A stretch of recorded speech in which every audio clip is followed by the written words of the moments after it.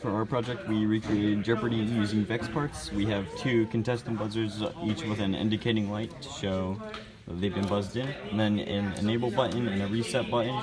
The enable button also has an indicating light. When the enable button is pressed, the indicating light will flash for 10 seconds, and every time it will get faster and faster. As you can see, the intervals are getting closer and closer until it's out of time and it stays lit, which after that, all contestant lights will also glow red, indicating that time's out. And you cannot press either button to get it back to normal. You press the reset button, all the lights go out, and everything's back. If you press the buzzer in the time period before this goes full on, your light will start counting down and the enable light will turn off. And you have until this light starts going solid. After that, the other contestant can buzz in and their light will do the same thing. Each flash gets closer and closer, just like the enable button. Reset once again. If you buzz in, the other contestant cannot buzz in. As you can see, that light doesn't turn on while this light is going. And you can also not press the enable button again to do anything else. And if you press your button before the enable button's pressed, this light will light up showing that you tried to buzz in before.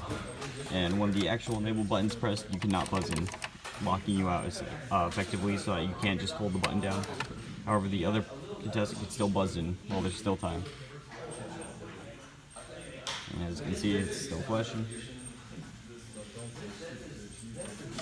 Now, the way we program this is we used a bunch of different functions, which each of these pink blocks are.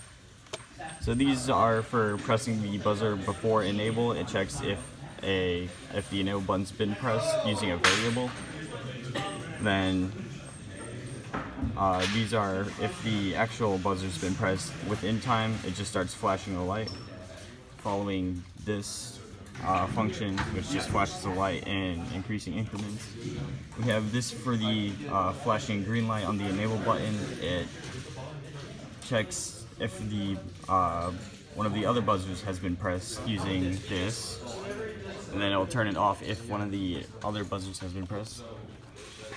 This just resets it when the thing starts, and this is what happens when the reset button's pressed. All lights are turned off and the variables are set back to 0. This is the enable button being pressed, as well as this one. This is the reset button being pressed. And this makes sure that you can't press if you've already pressed in. And this just makes it so that if time goes out, both buzzers are locked. Then you have the pre-ones checking if the enable button's actually been pressed, and if not, it will lock it. And that's about all we have for this.